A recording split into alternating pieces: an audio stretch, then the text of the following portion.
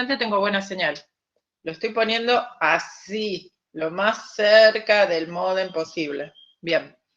Entonces, les decía, ¿se acuerdan que utilizaba muchas referencias de la óptica para transcribirlas en el esquema que él quiere dar, para poner en relación el cuerpo, en tanto cuerpo real, la imagen del cuerpo, ¿sí? En tanto imagen unificadora, ¿sí?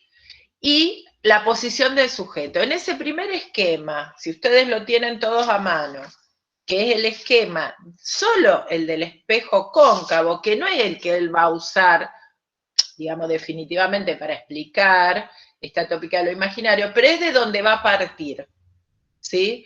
Porque el esquema del espejo cóncavo le permite armar esta metáfora de que una imagen, en tanto imagen real, da forma a los objetos reales, ¿sí?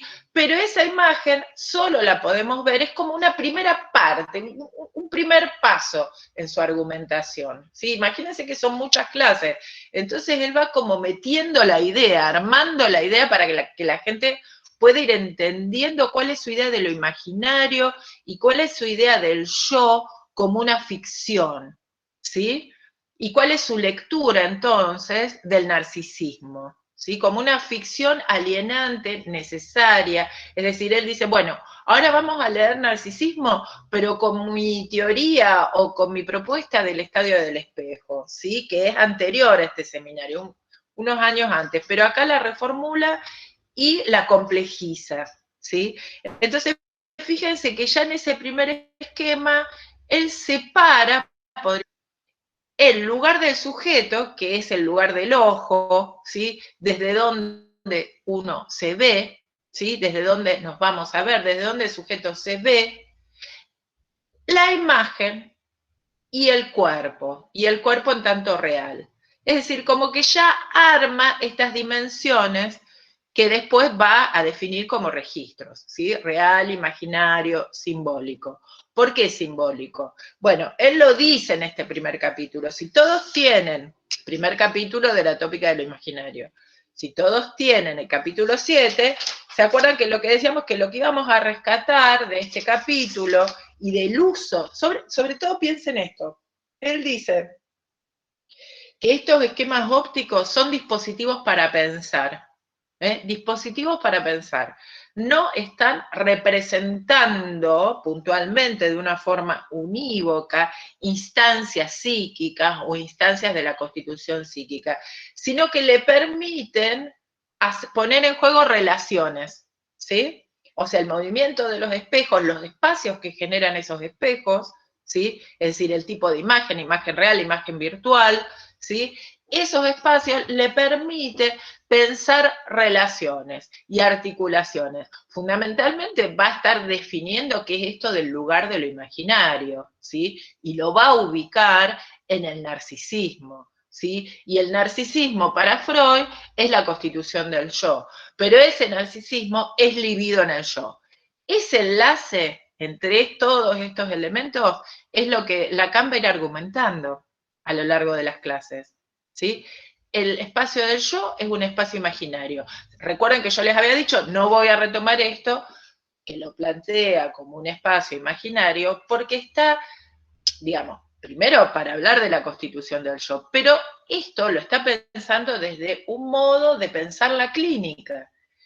Y en un momento, creo que es cuando ya habla del narcisismo, él va a decir que si no pensamos la clínica desde una argumentación o desde una explicación o con el intento de una elaboración metapsicológica, ¿sí? Que es lo que estamos haciendo nosotros. Todo este año nosotros Él estamos... también, igual que Freud, digamos, hace metapsicología. Lo dice, fíjate que sobre el narcisismo él dice eso, que si nosotros no estamos trabajando en la clínica o elaborando la clínica, tratando de buscar una explicación, una teorización, una conceptualización metapsicológica, no estamos en el campo del psicoanálisis. Y que a su vez eso implica contradicciones y paradojas. Después se los voy a ubicar para que ustedes lo encuentren, porque en eso, por supuesto, retoma esta línea de trabajo freudiana que tan puntualmente nosotros rastreamos en estudios sobre la histeria, ¿se acuerdan? Pero es lo que estamos haciendo siempre, lo que pasa es que a veces estamos en artículos o en obras muy teóricas, pero siempre en algún punto Freud va a remitir a la cuestión clínica. Lo que Lacan dice es que no podemos pensar la clínica si no hacemos en un segundo tiempo, tal vez en un tercer tiempo, una elaboración o una articulación al menos metapsicológica. Entonces, él está reformulando la noción de yo o está releyendo Introducción del Narcisismo, pero a partir transcribiéndolo en estas nuevas coordenadas que él plantea, que son el registro simbólico, el registro imaginario y lo real, ¿sí? Tal vez como lo que no puede ser inscrito en ninguno de esos dos registros. No sé si llamarlo todavía el registro de lo real, por lo menos no en esta parte, pero sí que lo imaginario y lo simbólico y su articulación van a definir ese yo freudiano, ese narcisismo del que nos habla Freud. ¿Sí? Entonces es como que transcribe, podríamos decir, ya que nos vino muy bien este modelo de la carta que vimos inicialmente, transcribe ese concepto en nuevas coordenadas. ¿Sí? Es como que lo reescribe enlazándolos, articulándolos con nuevos conceptos. ¿Sí? Para eso usa muchísimas, se apoya en otras disciplinas que no son el psicoanálisis para, metafóricamente, mediante evocaciones, mediante líneas de argumentación, poder elaborar los conceptos estrictamente psicoanalíticos. Eso es como un estilo, ¿sí? Es un estilo de enseñanza de Lacan, lo cual nos vuelve loco a todos los que lo leemos, porque muchas veces las referencias son explícitas y muchas veces las referencias no son explícitas. Entonces, leer una clase de un seminario probablemente lleva a buscar muchos autores que no son estrictamente de psicoanálisis, por ejemplo, de la filosofía, de la antropología, de la lingüística, ¿sí? Entonces, ustedes piensen que él justamente está cuestionando la noción de análisis del yo, de análisis de las defensas del yo, como herencia de Anna Freud, y donde las resistencias están puestas en el yo. Las resistencias al análisis son las defensas del yo, ¿sí? Y el analista, de algún modo, establece una especie de comunicación simétrica de yo a yo. Entonces él dice, ojo, esto es una línea de ficción, esto es una línea imaginaria. ¿Qué quiere decir? Esto es una dimensión imaginaria de la transferencia. Esto siempre va a suponer una terceridad, un otro lugar, ¿sí? Un otro registro que ordena esa relación entre los yo. Pero en esa concepción de la transferencia se desconoce este otro lugar. ¿Sí? Entonces está como cuestionando, ¿sí? O interrogando, o argumentando, no sé si en contra, digamos, sino de un modo crítico respecto a estas nociones de transferencia centradas en el yo. ¿Sí? ¿Se acuerdan que nosotros cuando vimos el análisis que hace Lacan del sueño de la inyección de Irma, su postulado era ese descentramiento del yo que nos transmitía Freud en su interpretación. Entonces, si el centro está puesto en el yo, hay algo que queda empastado, empantanado, detenido en la transferencia, va a decir. Pero ahora lo va a argumentar diciendo que esa es una dimensión imaginaria. Entonces nos va a explicar qué es lo imaginario, ¿sí? Toda esa vuelta es como para empezar a leer esto, porque si yo digo la tópica de lo imaginario, estoy diciendo cuál es el lugar de lo imaginario. Es un lugar libidinal respecto a qué, al yo, ¿sí? Bien, entonces él va a decir, ¿cómo se constituye? Se constituye en una alienación fundamental, ¿sí? En tomar un otro lugar y considerarlo como propio, y desconocer esa alteridad que constituye al yo. Bien, entonces, en ese esquema... Profe, disculpe, la interrumpo. ¿Los elementos de la metapsicología de Lacan son entonces lo imaginario, lo simbólico y lo real? Podríamos pensarlo, sí. Que, ¿sí? digamos, es en Como, comparación de Freud, es lo tópico, lo dinámico y lo económico. no, no ¿No? sería una transcripción así tan directa. No, pero sí podríamos pensar que de algún modo arma una metapsicología tomando elementos de la metapsicología freudiana, ¿sí? Y reescribiéndolos teniendo en cuenta esa articulación de los registros. Me parece interesante eso que vos planteás, sí, sí, pero no es por eso no es directa la transcripción. ¿No? No hay una correspondencia unívoca entre esas hipótesis freudianas sobre la metapsicología y los registros. No, ¿Sí? pero me refiero a los elementos. Freud tenía sus elementos que eran esos tres y Lacan estos tres elementos. Pero sí, bueno, podría ser, sí, porque Freud, lo que pasa es Lacan, bueno, sí, puede ser una idea. Eso te puede servir para armar el trabajo. La podés O para entenderlo. plantear. Claro, no, está bueno porque Freud dice que no lo logra nunca, que si él lograra explicar los procesos psíquicos, sobre todo está hablando de la represión, desde las tres hipótesis, habría logrado una explicación metapsicológica completa, entre comillas. Y Lacan no puede pensar ningún proceso ni subjetivante, ni transferencial, ni de formación de síntomas, si no es con los registros. ¿Sí? Sí, en ese sentido es Gracias. interesante lo que estás planteando. Sí. Bien, entonces ahora nos va a tratar de decir por lo menos una parte, vamos a ir como introduciéndonos en qué sería el registro imaginario, ¿sí? Leyendo a Freud en Introducción al Narcisismo. Eso es un poco la apuesta de él. Pero se apoya en la óptica. ¿Por qué? Porque introduce esta idea de la imagen, de lo alienante y constituyente a su vez, que es la imagen, ¿sí? Como que la imagen constituye al yo, o que el yo está constituido a partir de las imágenes, ¿sí? Y es una especie de imagen. Entonces, recuerden antes que nada esta definición que él va a dar sobre lo imaginario, que es una definición muy sencilla, pero muy ordenadora, como para empezar a leer qué es lo que nos está queriendo decir. Esperen que la busque. Estaba en la página, creo que estaba sobre el narcisismo. Acá. En la página 180, en el capítulo que seguía sobre el narcisismo, él decía esto: imaginaria, ¿se acuerdan? Se refiere aquí primero a la relación del sujeto con sus identificaciones formadoras. Es decir, que imaginario en principio va a tener el sentido, el significado de identificaciones formadoras, de identificación, por lo menos en esta identificación especular o identificación narcisista.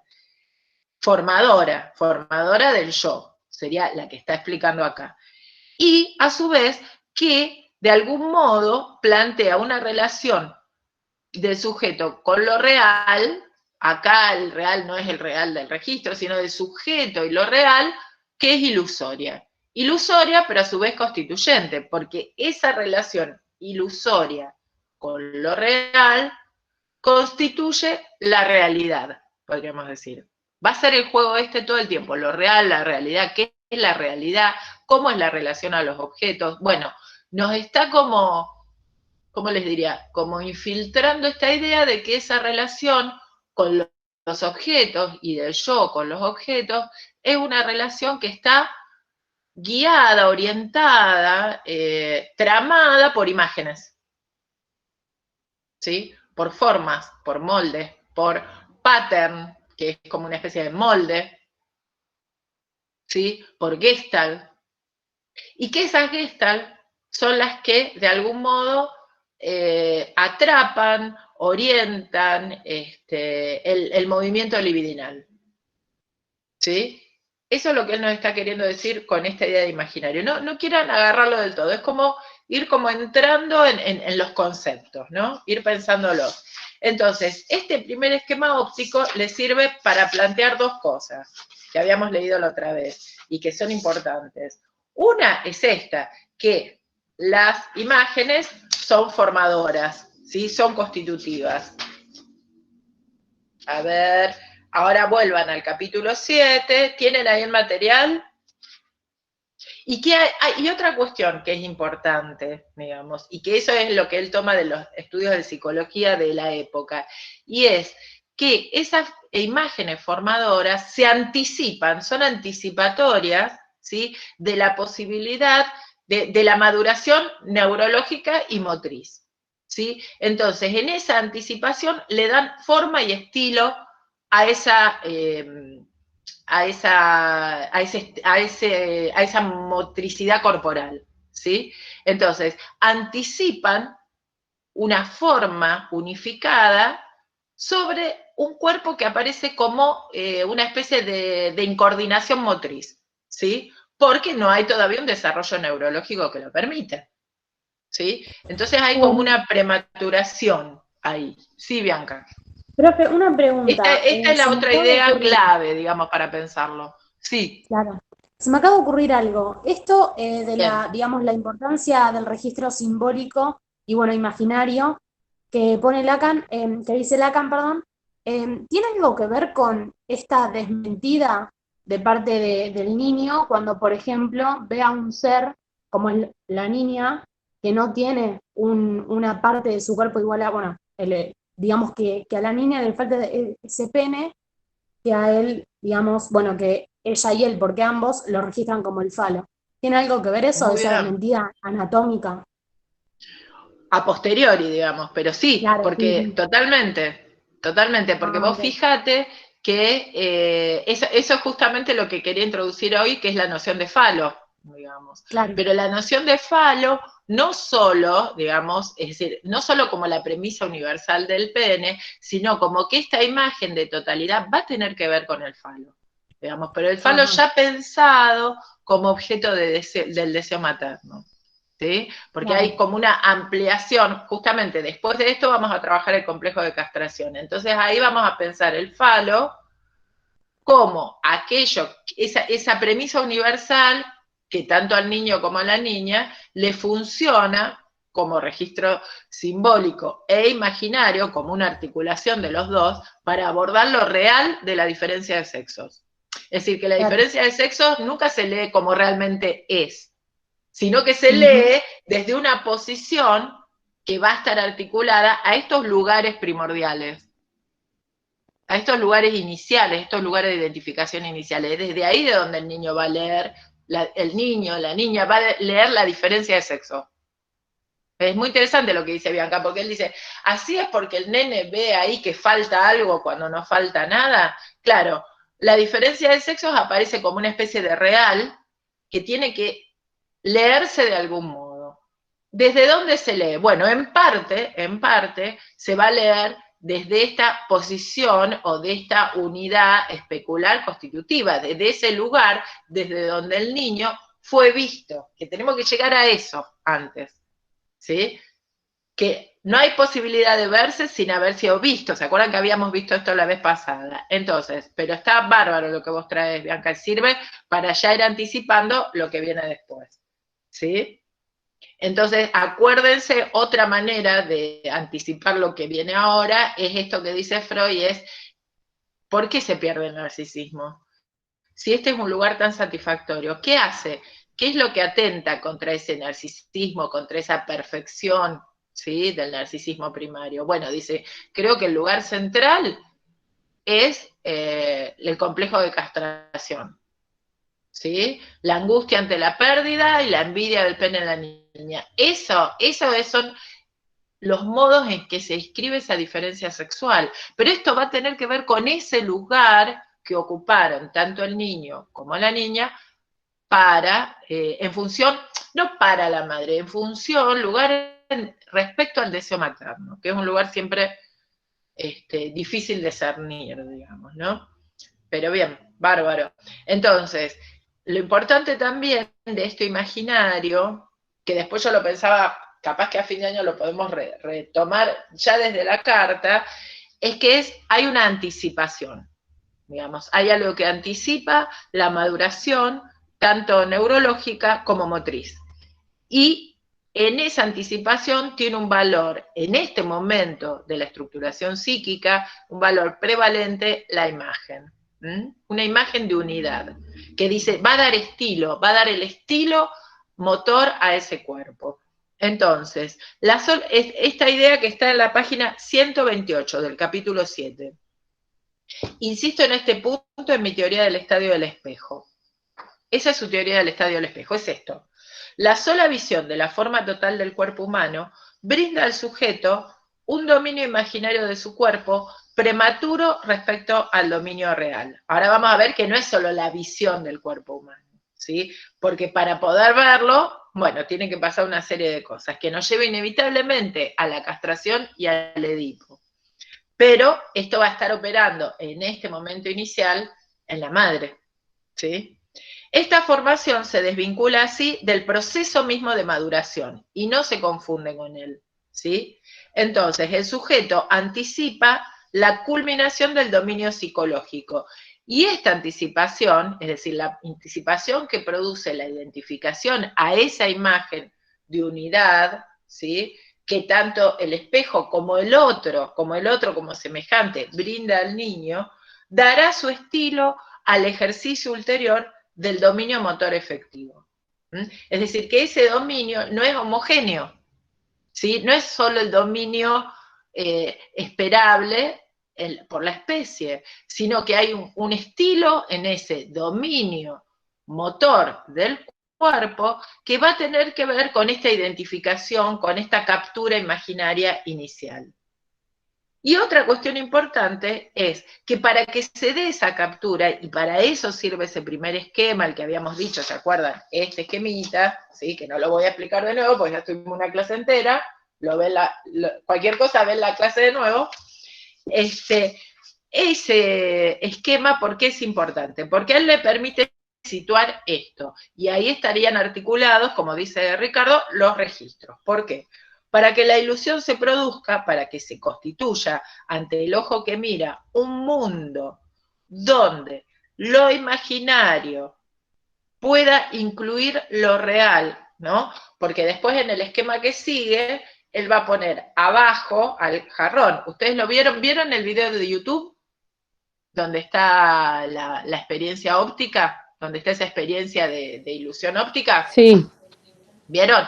Bueno, vieron que si uno se corre un poco, porque ahí es al revés, lo que está puesto, perfecto, lo que está puesto arriba son las flores de plástico, por supuesto, pero bueno, y lo que se refleja, ¿no? De modo invertido y aparece como una imagen tipo un holograma, digamos que sería la imagen real, es el florerito. Entonces, ese florero es algo imaginario, entre comillas, aunque es una imagen real, que da forma, ¿no? Que incluye algo real que serían las flores. Las flores, Lacan juega un poco con este término y va a decir que esas son las pulsiones o los objetos pulsionales, ¿sí? Ahí va a ubicar lo real. Y el cuerpo como continente, ese jarrón, le va a permitir metaforizar esta imagen del cuerpo como que envuelve eso real. ¿Sí? El agujero real que producen las pulsiones. O sea que las pulsiones no unifican el cuerpo, es esta imagen la que produce una unidad corporal. Entonces él dice, acá articula imaginario, simbólico y real, ya en ese primer capítulo 7, en función del esquema más simple. Por eso digo, lo usa para generarnos estas ideas. Dice, ante el ojo que mira, un mundo donde, entonces dice, se tiene que producir una ilusión.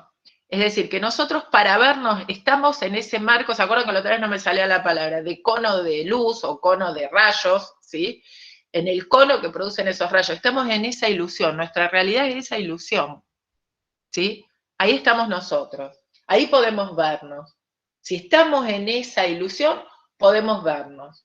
Entonces dice, para que se constituya ante el ojo que mira un mundo donde lo imaginario pueda incluir lo real, es decir, el florero incluir a las flores, ¿sí? El florero que se arma como una imagen real.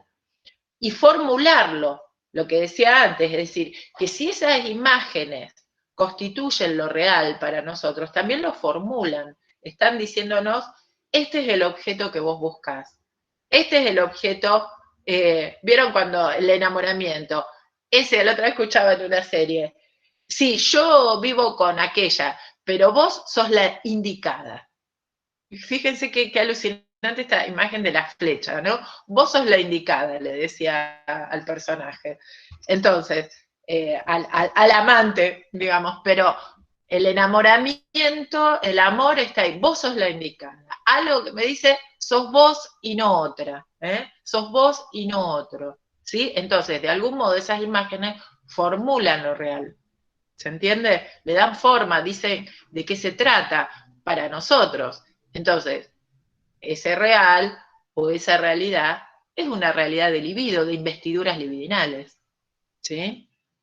Entonces, donde Profe, lo real, sí, no me sí, queda bien claro si lo imaginario para Lacan vendría a ser el cuerpo unificado, que envuelve a las pulsiones y las pulsiones lo real. Es así, ¿no? Ah, ok, ok, listo. Listo, listo. exacto, exacto, exacto. Lo que pasa es que eso recién lo termina de formular al final. Acá ya va tirándonos una idea de eso, pero sí, es como, y a su vez hay algo de esa unidad que nunca es del todo lograda, porque el movimiento pulsional, ¿sí? Interpela esa unificación del yo. Siempre hay como una tensión entre el yo y la dispersión pulsional. Pero por ahora él la oposición no la está haciendo tanto entre yo y las pulsiones como entre esa unificación del yo que anticipa la maduración neurológica, como que el niño está sumido en una incoordinación motriz, resultado de una inmadurez neurológica. No inmadurez de que, bueno, todavía no se mielinizaron, etcétera, etcétera, las terminales nerviosas. Entonces dice, un mundo donde lo imaginario puede incluir la real y a la vez formularlo. Creo que esta es la idea fundamental. ¿Sí? Cuando él juega con este esquemita óptico, nos está diciendo, ese lugar, eso que nosotros vemos como real, eso que captura la libido, eso tiene algo de ilusorio, pero es la realidad que podemos ver. Si tenemos la suerte de poder verla, esto también es importante. Entonces, ¿por qué? Porque puede ser que no haya un lugar para el sujeto poder ubicarse ahí para ver esta imagen unificada. ¿Sí? Entonces dice, donde lo real puede incluir y a la vez situar lo imaginario, es preciso, ya lo he dicho, y acá dice lo que acabo de decir, cumplir con una condición. El ojo, ¿se acuerdan que les hinché con el ojo la clase pasada? Debe ocupar cierta posición, debe estar en el interior del cono, el cono que forman los rayos que se reflejan. Si no está ahí, no se ve, digamos. Entonces, esto después lo va, entonces acá produce la articulación de los registros simbólico, imaginario y real. Fíjense lo que dice este autor, yo lo quería decir, pero lo voy a leer de él porque para mí es clarísimo. Dice esto, el cuerpo en tanto real, digamos, es decir, ese cuerpo armado por el florero que es una imagen real, estamos en el primer esquema nomás, en tanto real.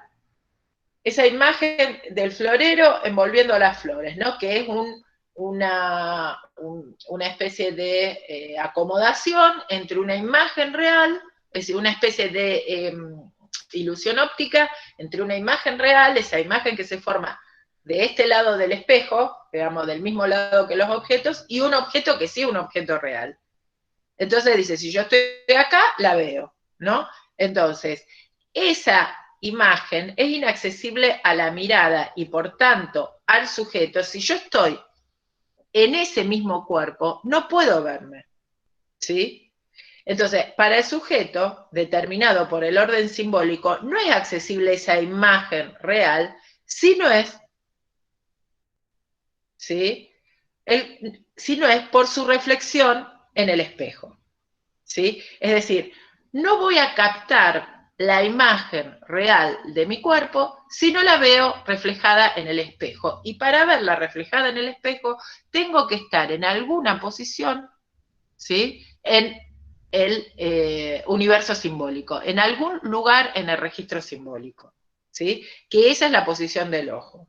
Entonces, dice, el cuerpo en tanto real es como tal inaccesible a la mirada y por lo tanto al sujeto, que está determinado por el orden simbólico, el cual no tendrá nunca más que una aprehensión imaginaria de su cuerpo.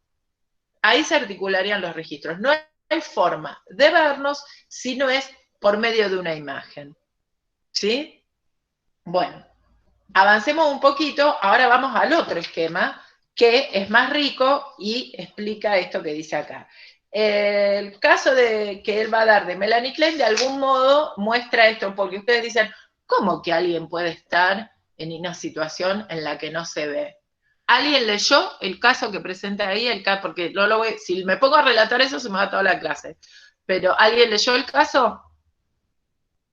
El que está en ese capítulo 7, que habla de el pequeño Dick, que es un paciente de Melanie Klein. ¿Sí?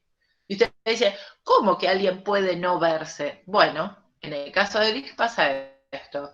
Y hay 3 cosas que aparecen ahí que son fundamentales, digamos. Yo lo voy a dejar planteado nomás. De última lo podemos retomar más adelante. Ese nene, cuando entra, plantea como una especie de indiferencia respecto a todo lo que lo rodea, a los juguetes, a Melanie Klein.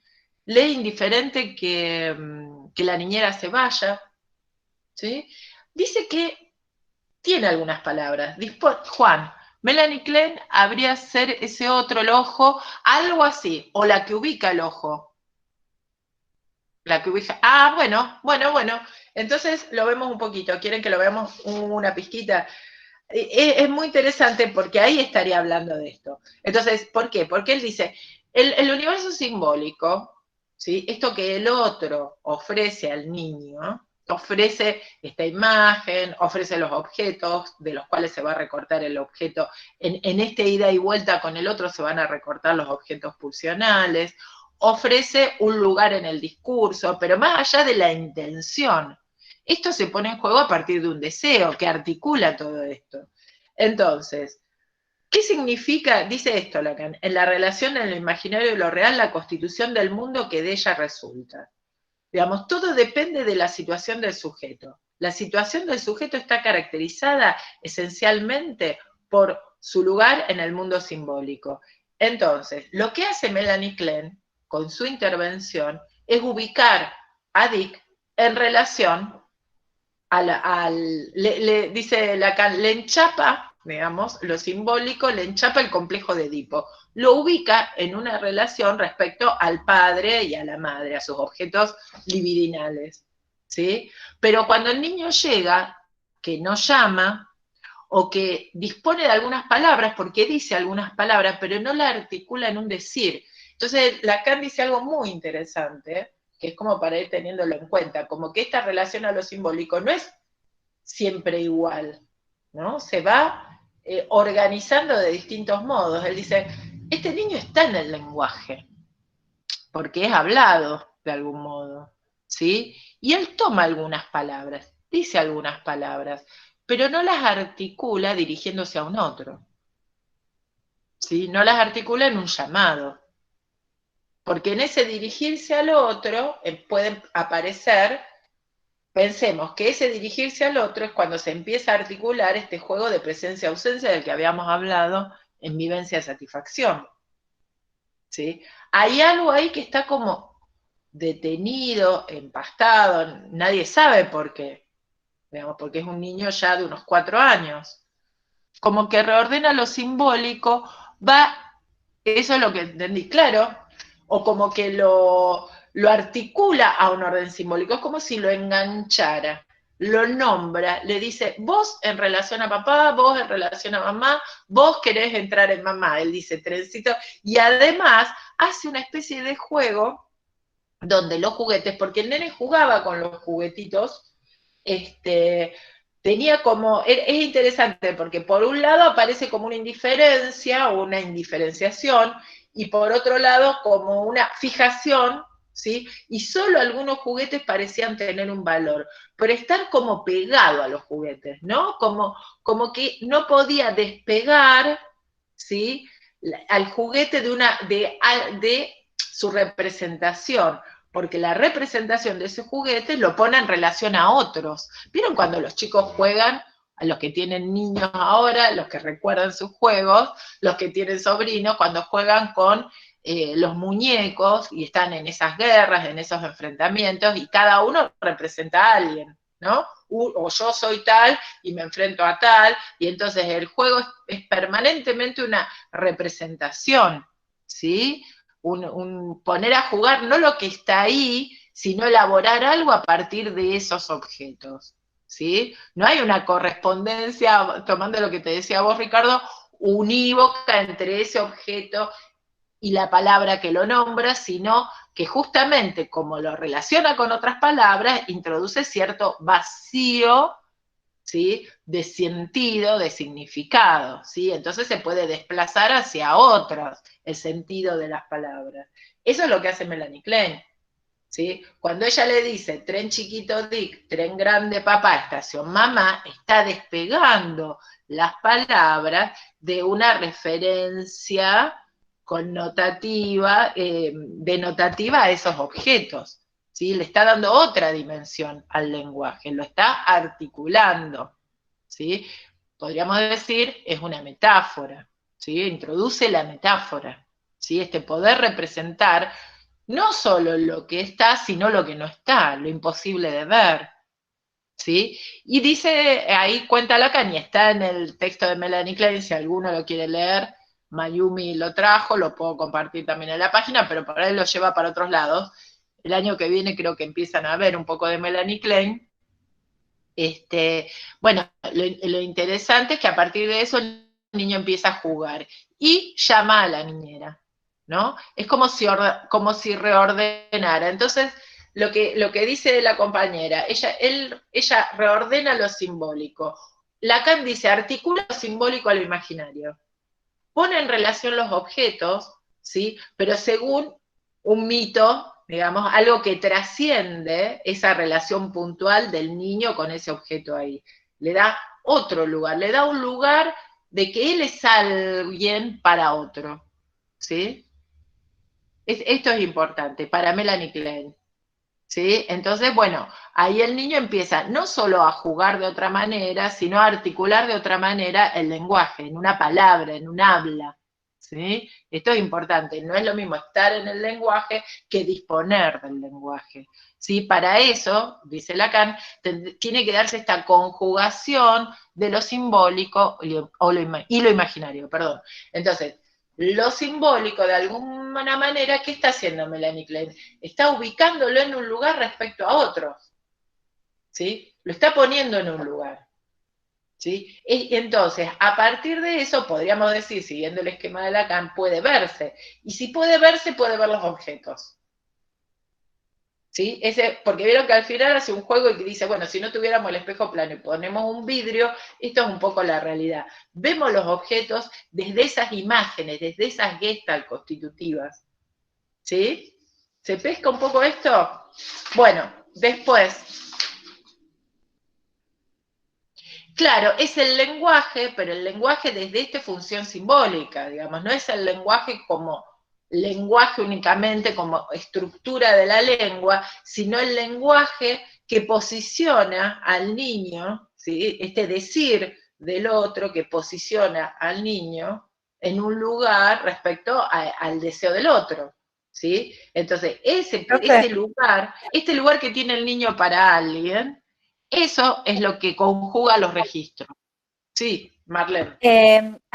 Yo estoy haciendo una relación que se me ocurre a mí, que en la represión originaria sería, también sucede esto, de que, bueno, el niño no tiene un aparato constituido, tiene un arco reflejo, una necesidad, se sacía, y después cuando la madre lo introduce al lenguaje, cuando la madre interpreta esa necesidad, ya la vuelve pulsional, sería. Y ahí también hay como una constitución del sistema, sería. Podríamos, aunque esto ya es posterior, digamos, ese es un primer anudamiento, sí. Sí. Y fíjense que acá vuelve a tomar el tema de los instintos y de este despegarse de ese plano estrictamente de lo instintual, que sería como una realidad plena, como una realidad donde no hay objetos que representan a otros, no hay palabras u objetos que representan a alguien o algo para alguien. Es decir, el tema es que se ponga a jugar la representación, ¿sí? Representar algo para alguien, ¿sí? Cuando esto empieza a jugar, se anudan los registros y un juguete puede tener un valor y puede usarse para representar una relación con otros juguetes. Pongan a un niño sin muchas dificultades a jugar y con 3 juguetes te arma una historia, digamos. Es disponer de ese modo del lenguaje, ¿no? Digamos, de esta posibilidad de representar. Entonces, ¿Eso tiene que ver con la algo de eso está, transferencia, profe? una cosita, estaría posibilitado por la represión primordial.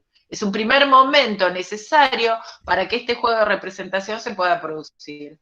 Lo podemos pensar así, pero sí, está bien. Lo que pasa es que no solo la represión primordial y represión secundaria, para que se dé este anudamiento, ¿sí? Es decir, que la primordial la vamos a ver a posteriori, como división necesaria que fija la función del representante, pero la función de representar va a tener que ver con que pueda darse la represión secundaria también. Sí, Bianca, perdón, te interrumpí, pero quería cerrar un poquito esa idea.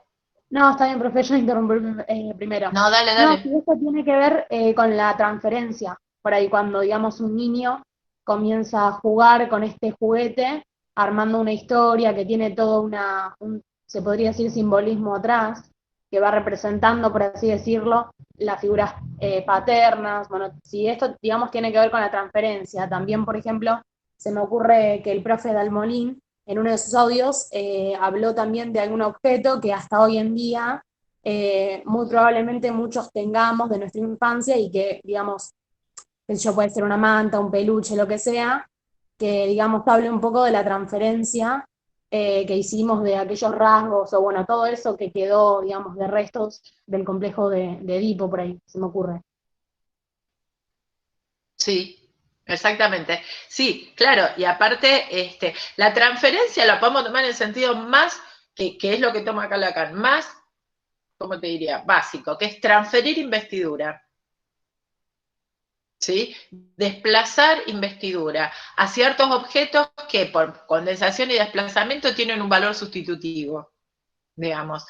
Eso se pone en juego en una transferencia analítica, ¿sí? Hay un texto que no sé si lo empezaron a trabajar en los prácticos, que es Observaciones sobre el amor de transferencia, donde Freud va a poner en juego esto y va a plantear que hay cierta repetición o cierta reproducción de determinado modo de relación a un objeto amoroso. Digamos. Entonces, lo que se pone en juego es cómo, no el objeto en sí, sino ¿qué lugar va a ocupar ese objeto? ¿Qué dice de nosotros? ¿Qué dice de nuestras expectativas respecto a los otros? ¿Qué dice del lugar que ocupamos para los otros? ¿Sí? Sí. Digamos. Entonces, eso se pone en acto en una transferencia analítica. ¿Por qué? Porque en lo que se demanda, en las resistencias, ¿vieron cuando Freud dice, bueno, claro, lo que pasa es que eso no lo vimos acá, pero bueno, pensemos en lo que veíamos en Elizabeth, digamos, cuando se queda callada, ¿sí? Cuando no puede hablar, bueno, eso es que pone en acto en esa relación transferencial, puesta en acto del inconsciente. Hay algo de esas relaciones que son inconscientes, ¿sí? Que tienen que ver con esta posición respecto al otro y cómo eso me ubica como sujeto deseante, ¿sí? Que se va a poner en acto en lo que se dice y lo que no se dice en un análisis, ¿sí? En cómo se dice, en las demandas, en un montón de cuestiones, digamos. Entonces, la transferencia como puesta en acto del inconsciente, lo podemos pensar así.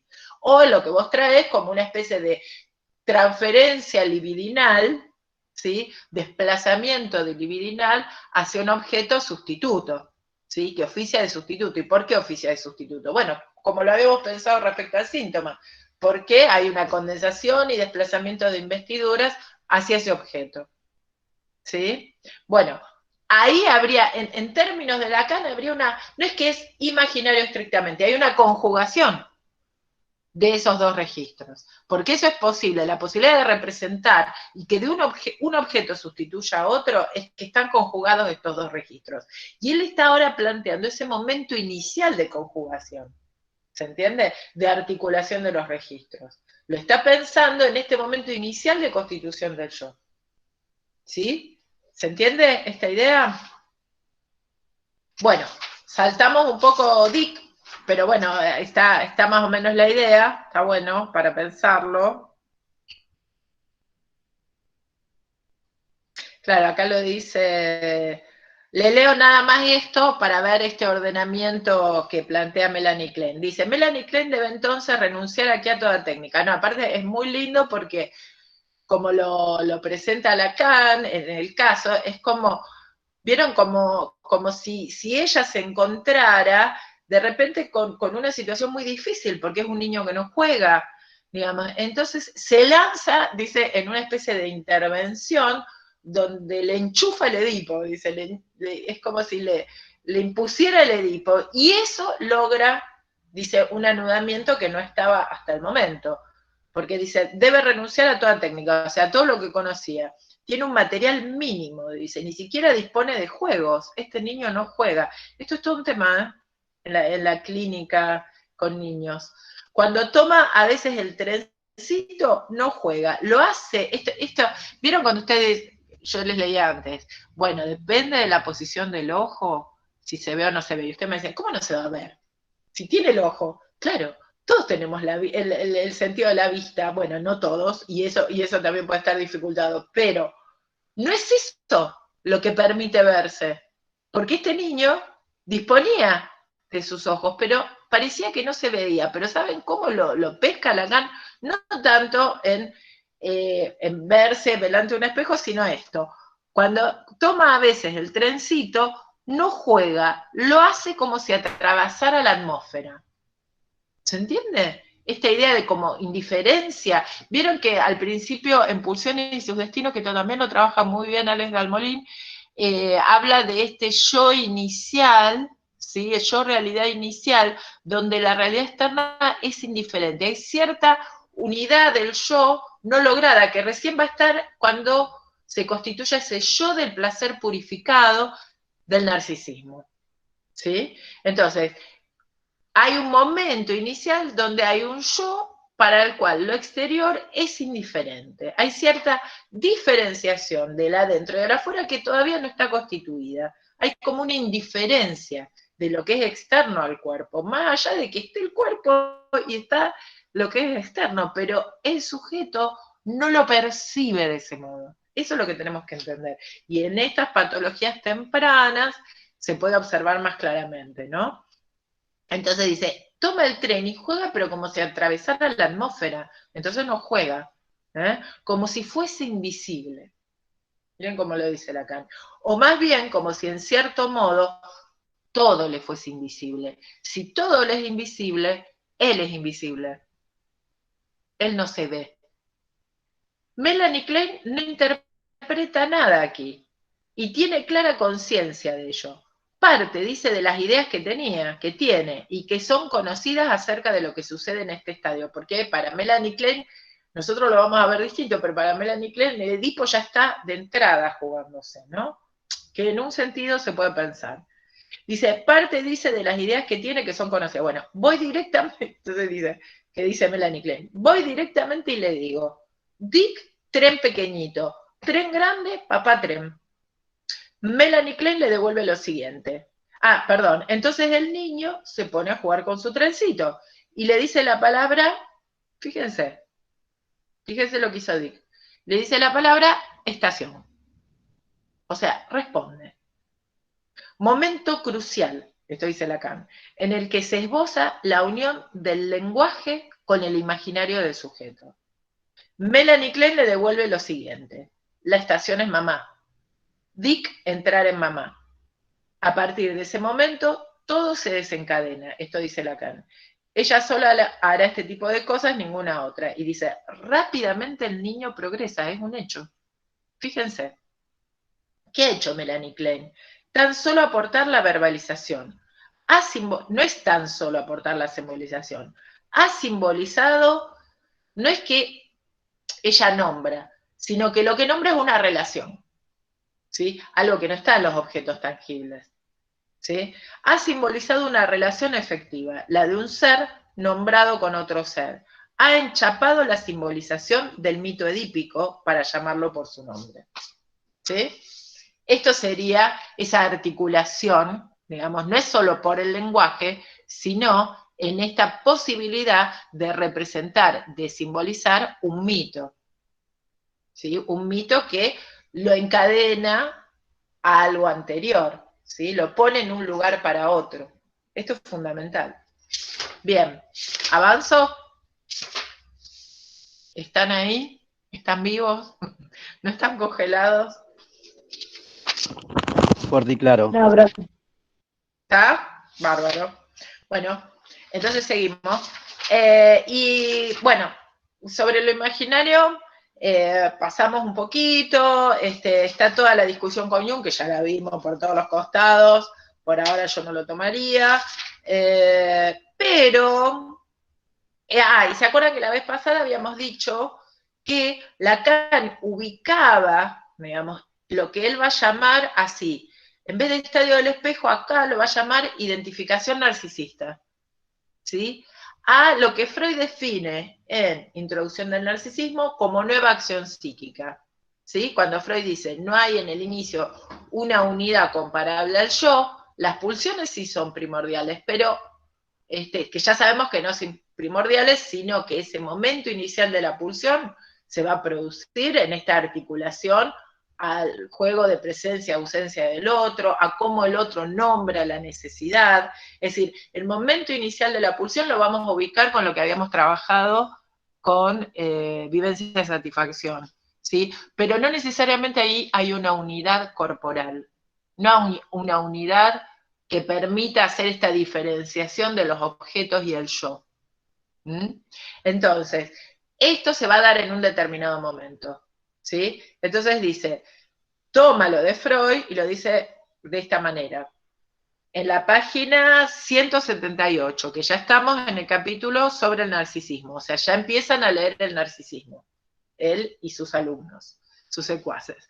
Dice, porque hay algo muy interesante de las observaciones que hacen los alumnos, sobre todo de Manoni, que por ahí, si podemos, lo situamos.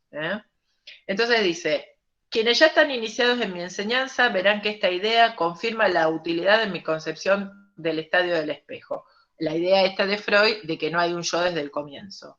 El Urbild toma ese término en alemán. Unidad comparable al yo se constituye en un momento determinado de la historia del sujeto, a partir del cual, o sea que no es que ahí ya está, sino que a partir, vieron que Freud dice, no, de ahí el yo debe desarrollarse.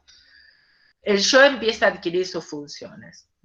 Entonces, y esto afirma Lacan, el yo humano se constituye sobre el fundamento de la relación imaginaria. En el desarrollo del psiquismo aparece algo nuevo, nueva acción psíquica, cuya función es dar forma al narcisismo. ¿Sí? Este es el origen imaginario de la función del yo. ¿Está? Esto lo ubicaron, página 178. Bien, después va a relacionar las fantasías en la neurosis con el registro imaginario y decir que esto no se encuentra tanto en la psicosis, sino que lo imaginario, ¿sí?, se constituye a partir de la posibilidad de sustituir los objetos de la realidad por los objetos de la fantasía. Ese espacio, digamos, esa perspectiva que da lo imaginario, va a estar dada por la fantasía en la neurosis, ¿sí? ¿Se acuerdan que esto lo habíamos visto en el narcisismo? Bien, hasta ahí estamos, estaba toda la discusión con Jung. ¿Estuvieron leyendo el texto? Me parece que no, nadie me contesta. Bien, avanzamos un poco más.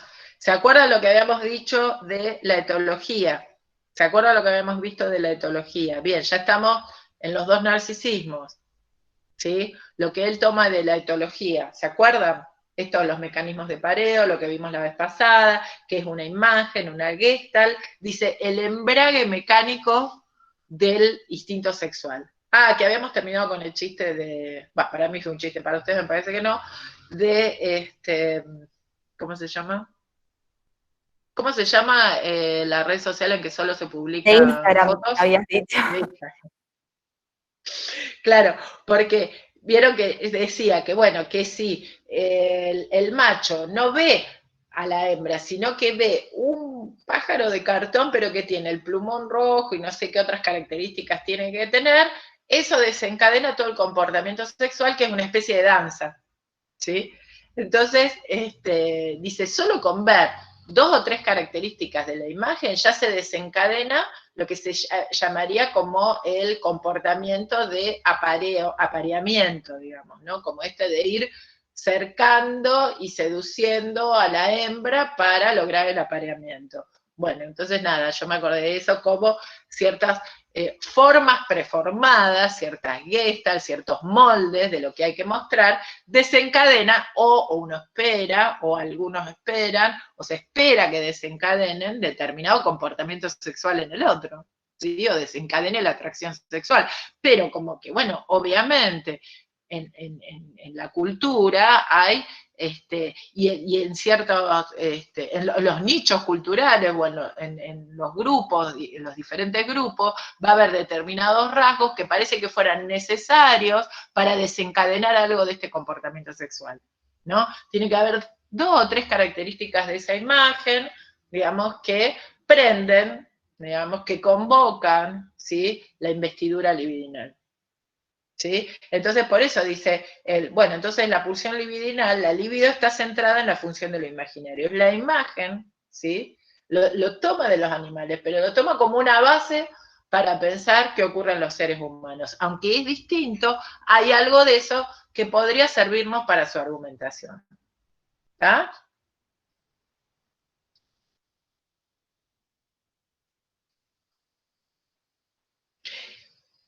Pero dice algo más. Claro, me faltaba esta partecita. Acá nunca es una sola capa para pensar las cosas.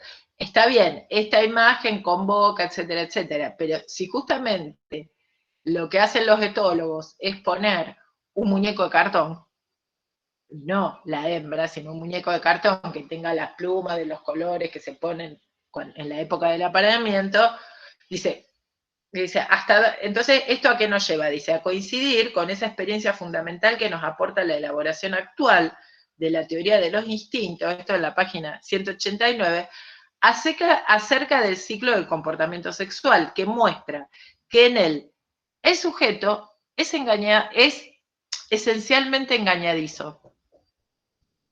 Entonces ahí juega de nuevo con esta idea de lo imaginario como algo ilusorio, es decir, esa imagen que captura la libido tiene algo de ilusorio, de engañadizo. No por nada, y fíjense que esto de algún modo ya estaba en Freud, digamos, cuando Freud trabaja en psicología de las masas, el estado de enamoramiento, ¿sí?, que le acaba de decir cierta subducción, ¿no? Como que queda chupado, absorbido, borrado de lo simbólico en lo imaginario. Freud va a comparar el enamoramiento, esa fascinación con el objeto, justamente puesto en el lugar del ideal, pero del ideal que más bien parecería o se presentaría como la ilusión del yo ideal, más que el ideal del yo, que es esta aspiración a, digamos, el enamoramiento, Freud lo pone como casi un proceso similar, análogo a la hipnosis. ¿No? Esa idealización del objeto es como una especie de captura ilusoria. ¿Sí? Pero hipnosis porque es una regresión.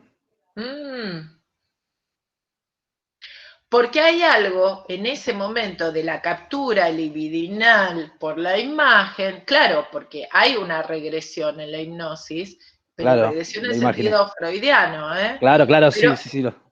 lo podríamos pensar a ese momento inicial donde no el yo, sino el objeto queda como eclipsado, ¿sí?, o como acomodado a cierta forma del yo ideal, pero la captura libidinal tiene más que ver con el yo ideal, con esa relación del narcisismo primario, que con el ideal del yo, que es como una aspiración, pero hay una distancia, ¿sí? Pero sí, en ese sentido habría una regresión, que es lo que Freud va a plantear en las masas, como que algo de la función diferencial, eso es lo que yo planteo en mi artículo, la función diferenciadora del ideal del yo se pierde, pero vamos a llegar al ideal del yo. Vamos a llegar. Entonces, acá viene una cosa muy importante porque acá entonces empieza a despegar más los planos Lacan, en los que va analizando toda esta cuestión, en los que va tratando de hacernos pensar y captar esto.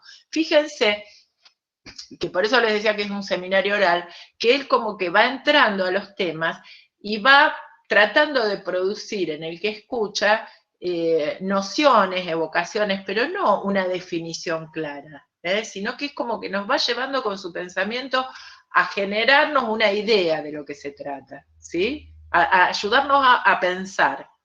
Entonces, en esta línea presenta el otro esquema, ¿sí? Que sí, ahora sí necesitaría mostrárselos un poquitito.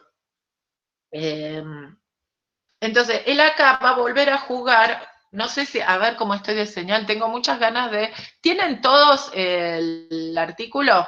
Tengo ganas de compartir la pantalla, porque sería fantástico mostrarlo acá.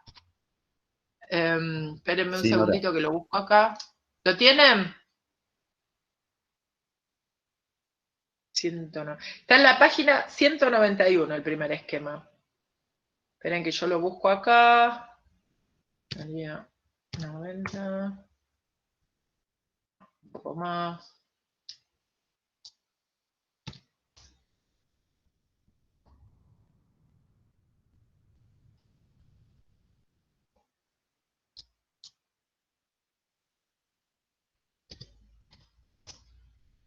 Fíjense en la página 191, que ya es el apartado de los dos narcisismos.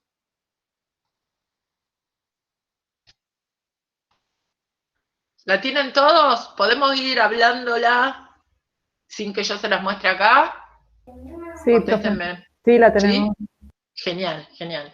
Bueno, vieron que tienen, pues yo ahora la tengo de frente, el espejo cóncavo, ¿sí? A la izquierda. Vieron que hace como todo una elipse esta figura, ¿no? Sí, una elipse, ¿sí?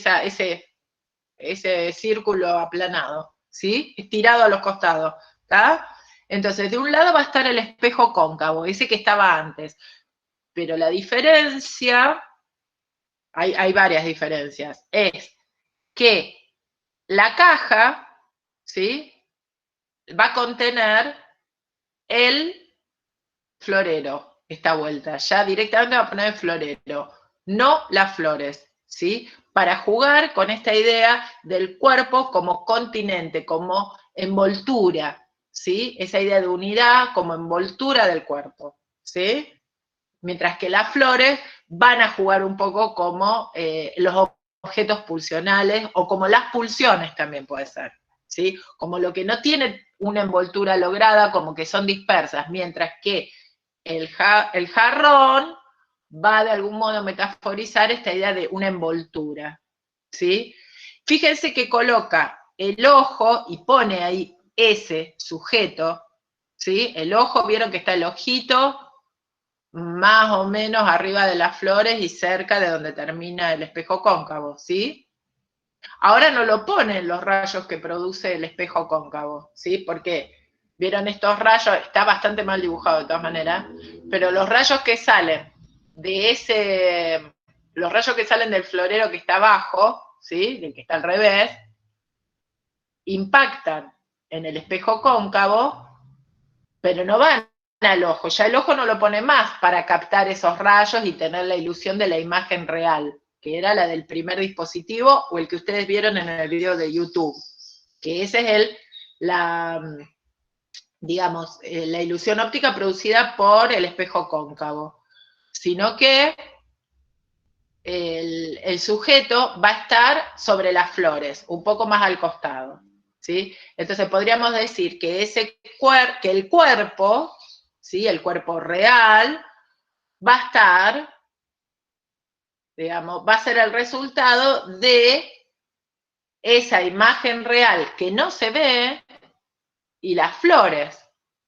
Y el sujeto no va a estar en el cuerpo, el sujeto no ve esa imagen del cuerpo, solo la va a ver porque, y esto ya es un invento de Lacan, no es el experimento óptico que él toma como referencia, sino que él dice, bueno, para armar su su idea, ¿no? Proponer su teoría. Solo la va a ver si pusiera un espejo plano, dice en la mitad de la sala. Entonces, si el sujeto está ahí, donde él pone la S, ¿ven dónde pone la S? Arriba de las flores, cerca del espejo cóncavo. Va la imagen del cuerpo lograda en un espacio virtual. ¿Por qué pasa esto? Porque ustedes del lado izquierdo, a ese espejo plano, no ven la imagen real. Es más, si tuvieran que dibujarlo, podrían hacer como en línea de puntos un florero que envuelve las flores. Esa es la imagen real producida por el espejo cóncavo. Pero el sujeto no ve la imagen real, la imagen que porta y que da unidad a su cuerpo, sino la ve reflejada en el espacio que produce el espejo plano, que es el espacio virtual. ¿Sí? Si no la ven esa imagen virtual. Entonces, la imagen virtual es la que está detrás del espejo plano. ¿Sí? Y solo ahí se va a lograr esta imagen unificada del cuerpo, en ese espacio virtual. ¿Qué nos querrá decir con todo esto? O sea, ubica de un lado una imagen real que no ve el sujeto, porque el sujeto si está el ojito, ¿vieron dónde está el ojito? No puede ver la imagen real que habíamos ubicado antes. O sea, ahora cambió todo para permitirnos entender esa articulación de lo imaginario y lo simbólico. Antes la esbozó, ahora la estructura, digamos, la arma, la configura más claramente. Dice, nosotros esa imagen que sostiene la motricidad, el estilo del cuerpo, esa imagen que está donde está el cuerpo real, no podemos verla si no es a partir del espacio virtual que genera este espejo plano. Profe, entonces ¿sí? El sujeto virtual es lo imaginario atravesado por lo simbólico. Lo imaginario, el sujeto virtual va, sí, bastante así. Sería, ¿por qué bastante así que lo que vos decís? Porque sería la posición del sujeto, ¿sí? Ese sujeto virtual es la posición del sujeto, la posición donde queda el sujeto para poder verse. ¿Sí? Pero que el sujeto no ve. El sujeto no ve desde donde se ve, porque eso está estructurado desde la inclinación del espejo plano. Pero vamos más despacio.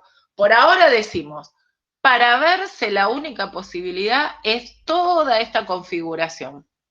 ¿Sí? Entonces vamos a ver cómo ubica Lacan, digamos, a partir de estos dispositivos ópticos, la conjugación de lo imaginario y lo simbólico. Pero ese sujeto virtual, el sujeto y el sujeto virtual, lo que nos dan una idea es que ese imaginario, es decir, la posibilidad de verse como unidad, de ver el cuerpo como unidad, entonces lo imaginario solo va a constituirse a partir de que ese sujeto esté en algún lugar en el registro simbólico, ocupe un lugar para otro. El lugar del sujeto en el registro simbólico define cómo se ve. En principio, en estos momentos constitutivos del sujeto, define que se pueda ver o que no se pueda ver. Porque en estas patologías, como la que veíamos en Dick, no puede reconocerse en otro. Ese lugar, ese atravesamiento que vos decís de lo imaginario por lo simbólico, en realidad es una conjugación. Lo que nos está queriendo decir Lacan es que no hay uno sin otro. Si ese sujeto no está ubicado en algún lugar desde donde es visto por el otro, ¿sí? No puede verse, ¿sí? No puede reconocerse en esa imagen virtual, que es una imagen de totalidad. Y a su vez, ¿qué otra idea nos da esto? Eso por un lado.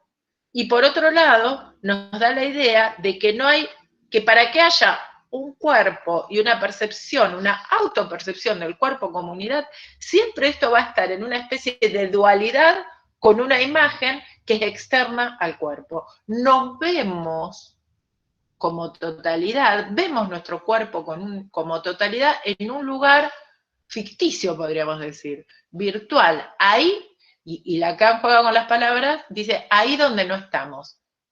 Pero a su vez no hay otra posibilidad de vernos. Algo de este juego virtual de espejos ya estaba cuando hablábamos de Su Majestad el Bebé y cuando hablábamos del yo ideal, el ideal del yo, ¿se acuerdan? Es decir, ese lugar donde el niño se ve y se reconoce, ¿sí?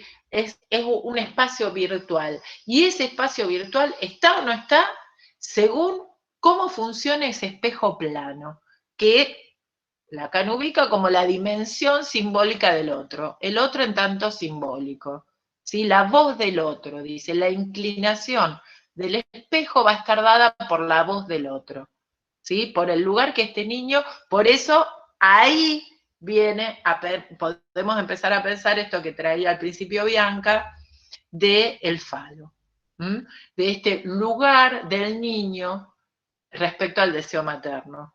¿Sí? Eso le va a dar la inclinación a ¿cuál espejo? Al espejo plano. Entonces, ¿y acá cuál es el juego que hace Lacan? Después lo va a plantear distinto, pero en este seminario inicial, él va a decir esto.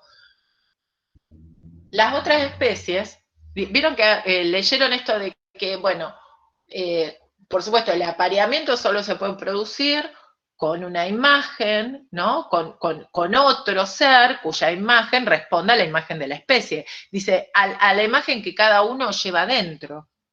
Digamos, pero ¿cómo es eso en el ser humano? ¿Cómo es cuando alguien le dice a otro, un hombre le dice a una mujer, vos sos la indicada, ¿no? Vos sos lo que siempre esperé, ¿sí? Esto era lo que yo siempre soñé, esto, bueno, y todo lo que podríamos imaginarnos, como esta cosa de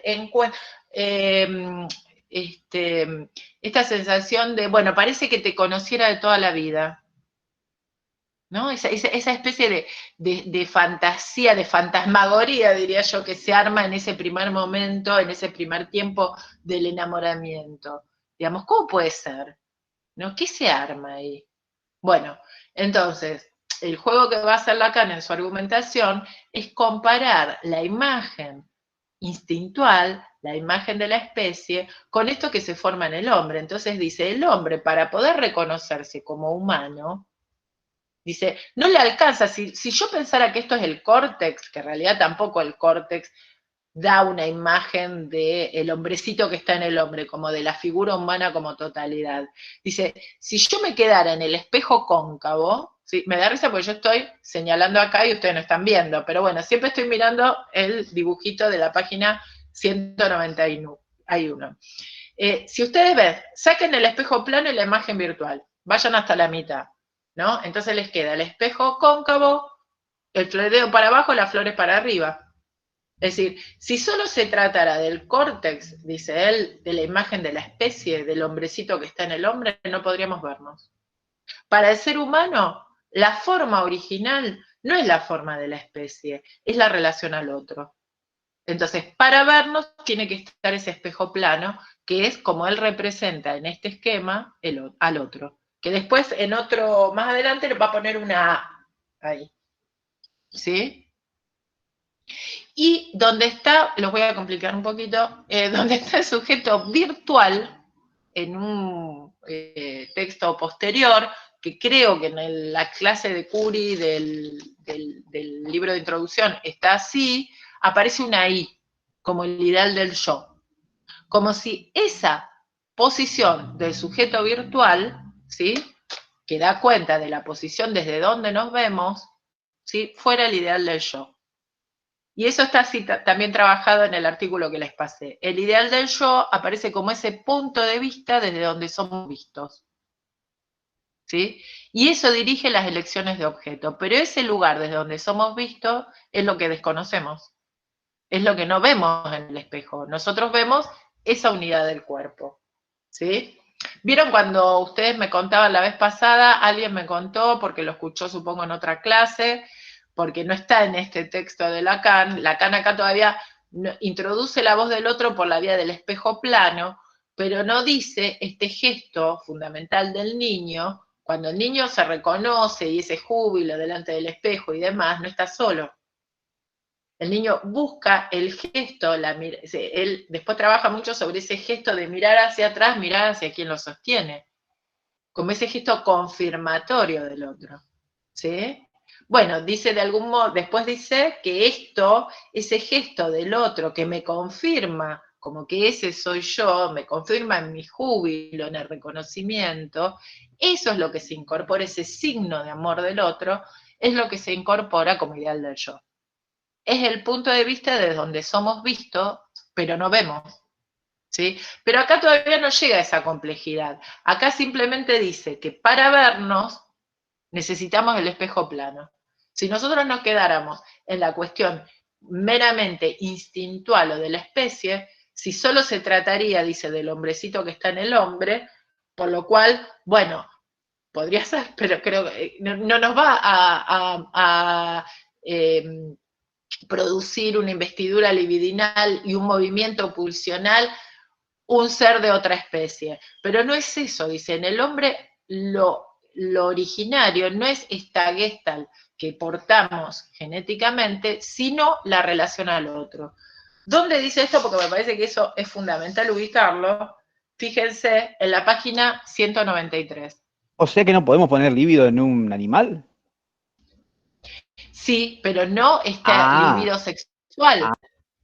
No está el libido sexual, Listo, está hablando listo. de la libido sexual, por supuesto, claro. Claro que sí.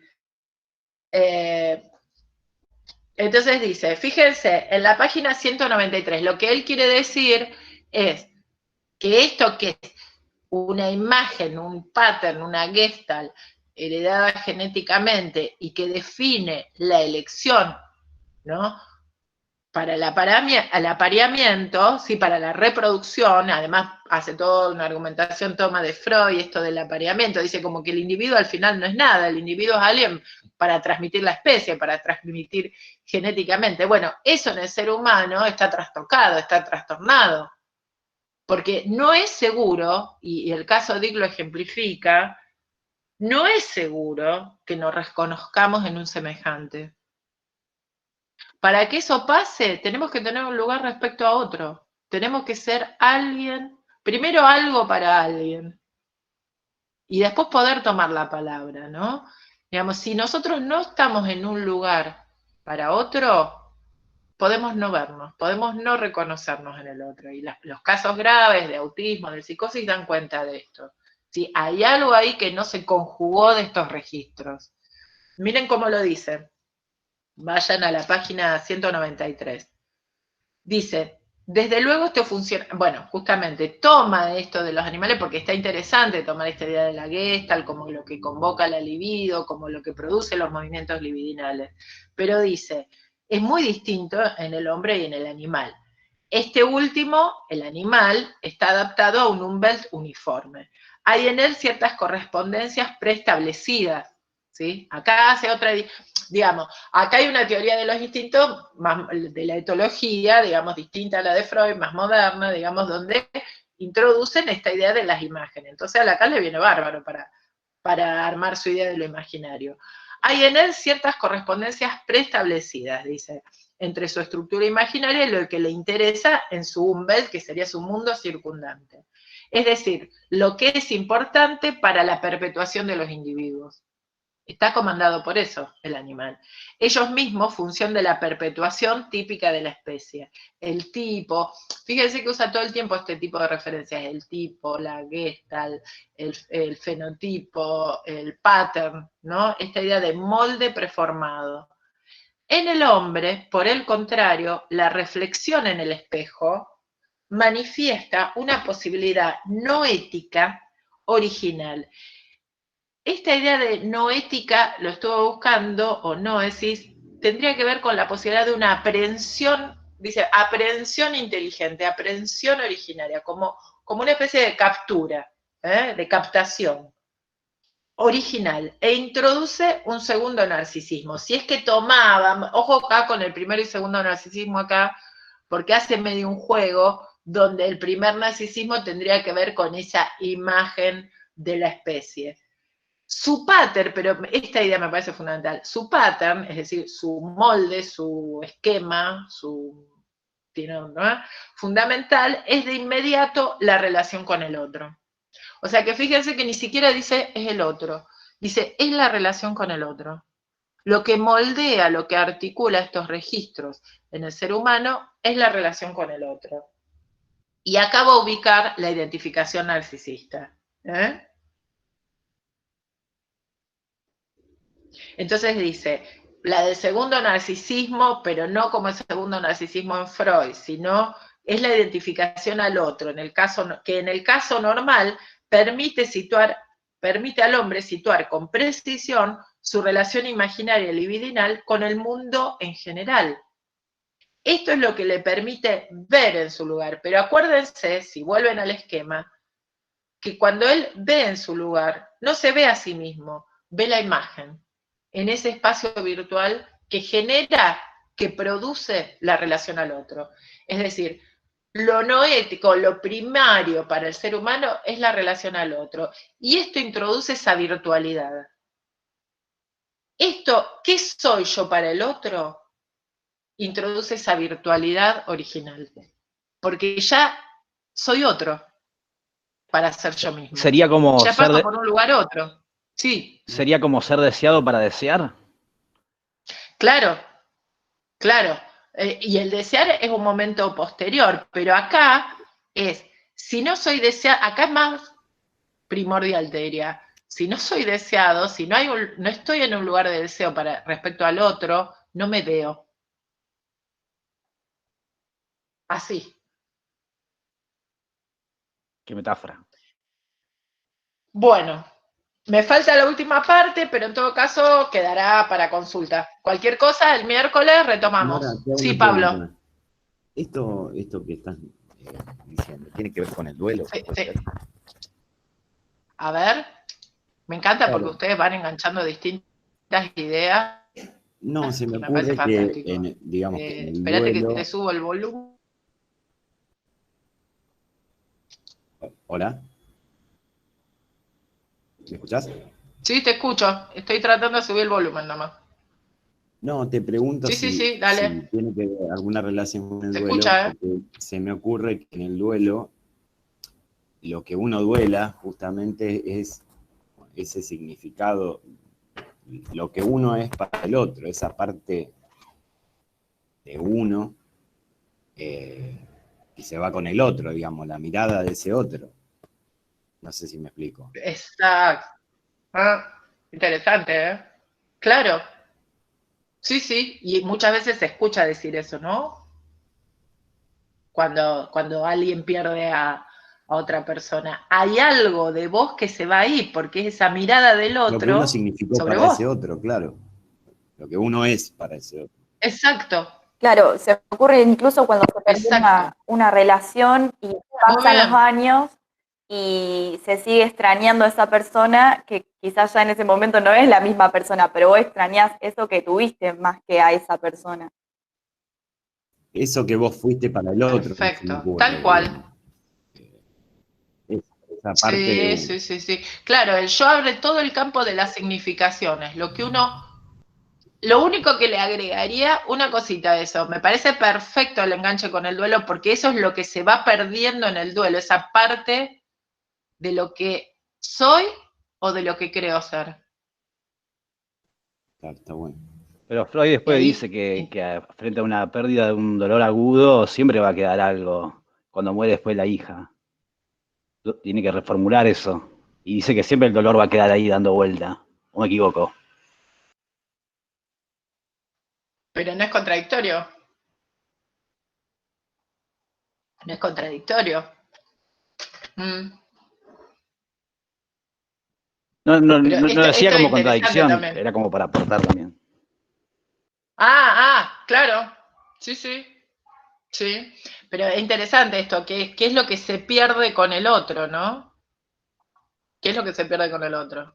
Con ese que se pierde, digamos, en una relación amorosa o en la muerte. ¿Qué es lo que se pierde? No solo en la muerte, digamos, en cualquier relación. También en una relación amorosa, sí, claro. En una relación laboral, que además es muy interesante lo que... O en una relación laboral. También se Pero me tiene que morir una parte nuestra para hacer correctamente el duelo, ¿no? Yo, Y mira, perdón, corrección, va a estar difícil. ¿Cómo?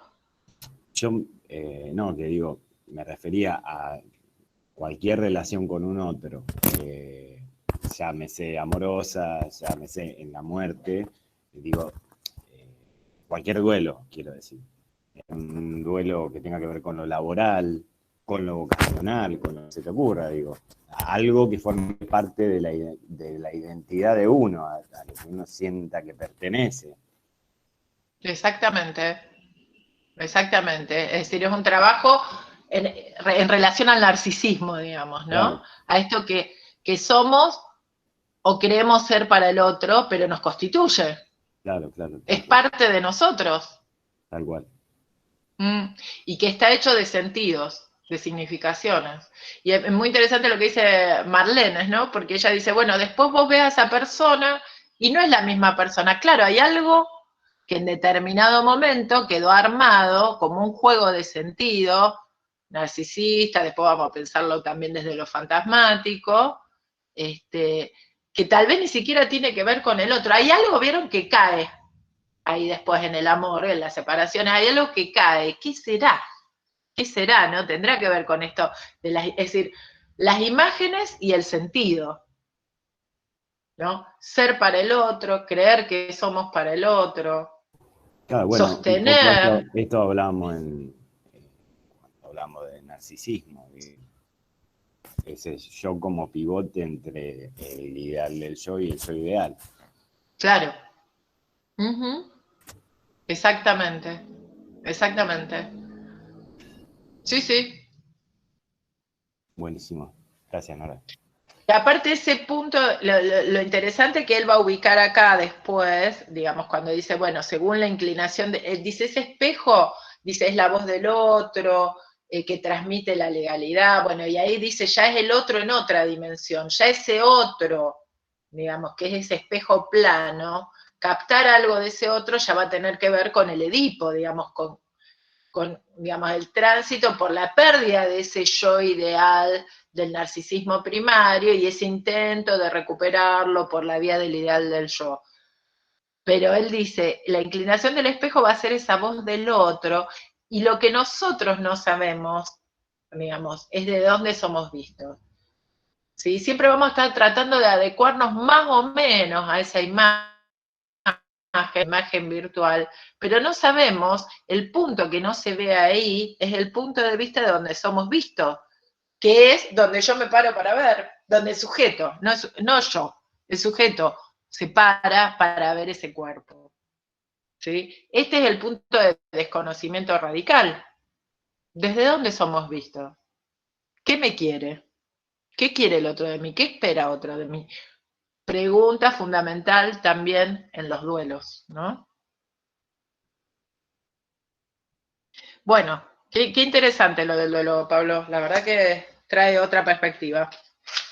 De hecho, el texto Duelo y Melancolía de Freud es posterior al narcisismo y amplía, ¿no? La concepción del narcisismo.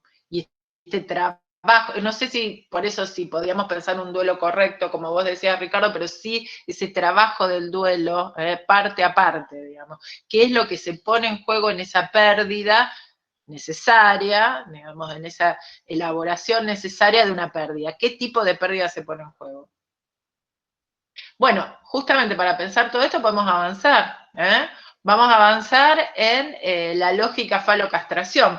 Más o menos por dónde andan en los prácticos, transferencia, Edipo, castración. Cuéntenme un poquito para ver si no estamos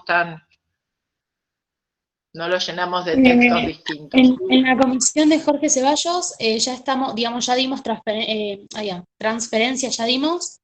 Y ahora estamos trabajando lo último, digamos, del sepultamiento de Edipo, del complejo de Edipo. Y ahora creo que vamos a arrancar con algunas consecuencias psíquicas sobre la diferencia anatómica de los sexos. Ahora la clase siguiente, digamos. Bueno, bárbaro. Entonces, ahí vamos a enganchar, porque si ya dieron sepultamiento de Edipo, yo prefiero trabajarlo después, porque después lo vamos a articular también con Lacan. Nosotros no lo No, vimos. pero Con Pablo 6 Con- no lo dimos todavía, llegamos hasta esto que estamos viendo ahora, esta semana. Claro. Bueno, ok, bárbaro. Acá hay un montón de cosas que dijeron que no vi nada. Bueno, escúchenme. Ay, perdónenme. No vi lo que decían, lo que iban diciendo. Organización genital infantil. Estamos atrasados porque estamos viendo los trabajos finales, lo real. Acá dice algo Jessica, de ahí es que lo real nunca se conoce, que siempre hay un velo o hace referencia a otra cosa. ¿Cómo decirlo? Podríamos pensarlo así. Lo que pasa es que lo real, de algún modo, es, claro, lo que agujerea ese registro imaginario, digamos. Sí, se puede pensar así, de algún modo. Lo real es lo que no termina de representarse, ¿no? Lo real son las pulsiones.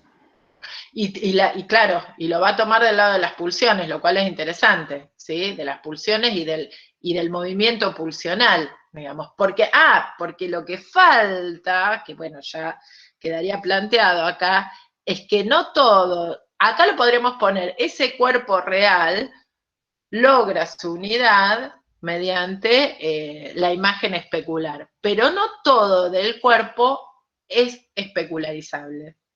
No todo lo del cuerpo es captado por esa imagen. ¿Sí? Hay algo del cuerpo que no es especularizable, y esto va a tener que ver con el movimiento pulsional.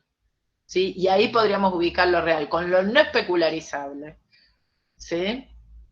Bien, pero también lo vamos a poder pensar a partir de la diferencia sexual.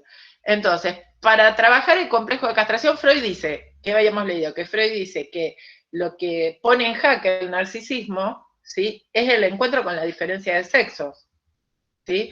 Como eso aparece tanto para el niño como para la niña, como quedar en falta en relación a algo, como que el complejo de castración o la diferencia de sexo va a ser leída desde una posición de que algo falta en relación al deseo materno, ¿sí? Y ahí podemos empezar a pensar lo del duelo también, como una especie de caída de este lugar de completud respecto al deseo materno. Hay algo de la unificación, de la completud propia del narcisismo, que es interpelado en el encuentro con la diferencia de sexos. Pero esto es estrictamente correlativo a pescar que el deseo materno, ¿sí?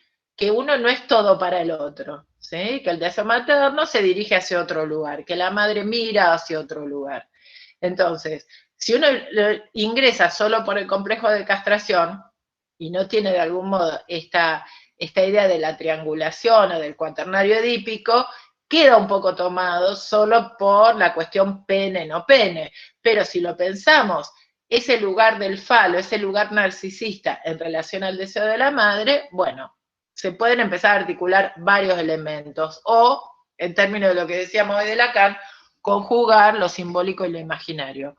Vamos a empezar con la diferencia de sexos, pero si pueden, si alguno tiene tiempo, pueden hacer un breve recorrido con algo de Juanito, para entender cuando Freud en la organización genital infantil plantea la angustia de castración como este temor del niño ante la pérdida del pene, a la posibilidad de perder el pene, ¿por qué esto se plantea? ¿Sí?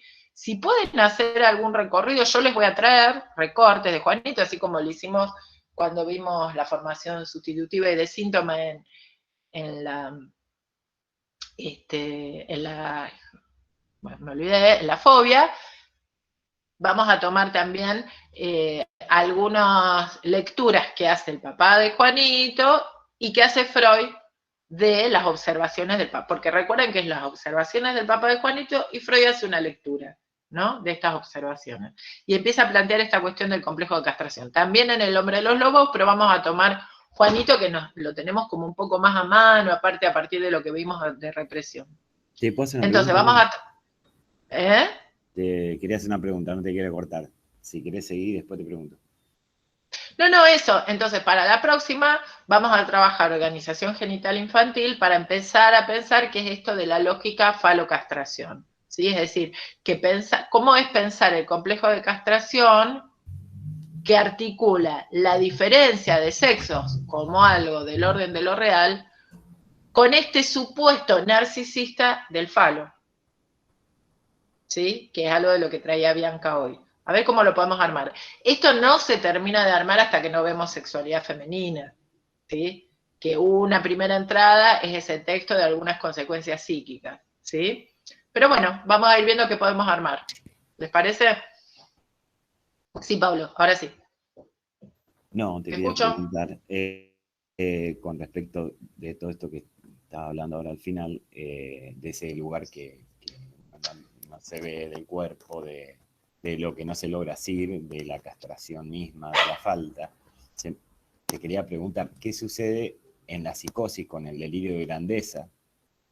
Digamos, ahí no se puede hablar de falta en ese caso, o sí se puede hablar de falta.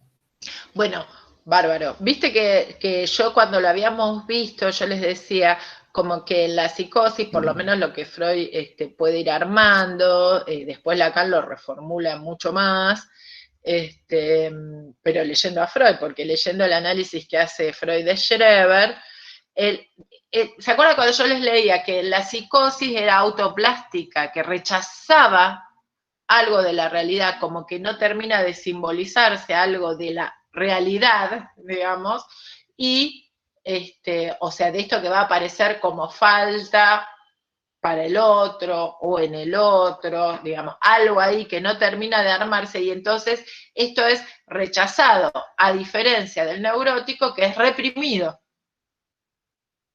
¿sí? Una Sí. cosa es que sea reprimido y sustituido en la fantasía y otra que sea rechazado y que se constituya un delirio sobre el supuesto de una especie de desconocimiento de esa realidad de la diferencia de sexos y la castración. Por ahí venía, digamos, como que se desconoce y se crea otra realidad, podríamos decir, ¿sí? Pero es a partir de la incidencia de esto, ¿no? ¿Qué pasa con esa falta? Por eso hay algo de la certeza del delirio. Claro, claro. Y ese otro manejo del lenguaje, ese lenguaje de órgano, donde parecería que es como una especie de, que no hay, ¿cómo te diría? No hay duda sobre lo que el otro espera de mí, digamos, y Claro. queda en Creo que una posición de objeto. en la Perdón. psicosis se podría hablar de un, digamos, fallo en la constitución del registro simbólico, entonces, digamos. Bueno, podríamos decir algo de esta metáfora. ¿Vieron? Vamos a tratar de tomar los elementos que tenemos. Yo siempre trato de armar las cosas, de no enchaparles cosas, como hacía Melanie Klein, sino de armar de los elementos que tenemos. Lo que está ahí de Dick, digamos. Algo de esa metáfora, ¿sí? De poder representar, digamos, de que las palabras tengan este lugar de decir algo sobre algo que no hay, porque son relaciones, es un mito, digamos, algo de eso, de esa función de la palabra, porque en la psicosis se puede hablar, es alguien que está en lo social, excepto en estos momentos de... Pero hay algo en la constitución de ese mundo, de esa realidad, que tiene un punto de certeza, que puede ser, por ejemplo, un punto persecutorio. Entonces, no es que no hay habla ni no hay lenguaje, pero hay algo en ese mundo simbólico o en esa articulación entre lo simbólico y lo imaginario que excluiría, ¿qué? Para decir que no hay simbólico, la falta. Que eso queda como expulsado. ¿Sí? Por eso, bueno, después Lacan va a decir que eso retorna en lo real como alucinación, pero digamos, es como el caso de Dick. Ese registro que introduce Melanie Klein con la metáfora, al decirle, no solo, porque él decía, o creo que él decía tren chiquito, tren grande, entonces ella le dice, tren chiquito, Dick, tren grande, papá, Dick entrar en mamá. No, el nene contesta, Dick contesta, estación, y lo que articula a ella, que en ese sería como ese anudamiento simbólico, es Dick entrar en mamá. Entonces ahí pone a la palabra a decir una relación, algo que no está, ¿no? No es los objetos, es algo que no está. Entonces, a partir de eso, la palabra o el lenguaje empieza a funcionar de otra manera. Eso funcionaría como metáfora. Entonces, sí, en ese sentido podríamos decir que a partir de ahí hay un anudamiento de lo simbólico y lo imaginario. No piense que primero imaginario y después simbólico. Es porque se anudan que podemos hablar de que hay una realidad de los objetos. ¿Se entiende? No es que hay como un desarrollo y primero hay un registro y después otro. Están anudados, lo que pasa es que están operando en algún momento para el otro y el niño se va constituyendo en función de estos registros y de estos anudamientos. ¿Se pescó algo de eso? Es difícil, ojo, porque Lacan tiene un seminario entero dedicado a la psicosis y a ese estatuto de lo simbólico y la metáfora. ¿Cuál es el sentido de la metáfora? Pero también lo vamos a ver si llegamos, por eso me gusta dejar Edipo para el final, porque ahí lo trabajamos con el seminario de Lacan, que trabaja la metáfora paterna, ¿sí? Y eso él va a ubicar como previo a la posibilidad de que empiece a operar esa metáfora paterna, va a ubicar a la psicosis y a la perversión. Bueno, es mucho. Ya nos fuimos por el otro lado. Gracias. ¿Está? ¿Estamos? Muchas gracias, profe. Buen fin de. Sí, profe. Buenísimo. Chao, profe. Entonces, Nos vemos. seguimos. Organización genital infantil y si pueden leer a Juanito de la presentación de Juanito, bárbaro. Por lo menos yo voy a conversar sobre eso la próxima. Tráigala a la consulta si quieren algún tema relacionado a esto que estuvimos viendo. Bueno, nos vemos. Buenísimo, Adiós. nada. Gracias. Vale, profe. Buenas noches. Chao, buen fin de- Hasta luego, Chau, chau. que tengan buen fin Chao, de semana. profe.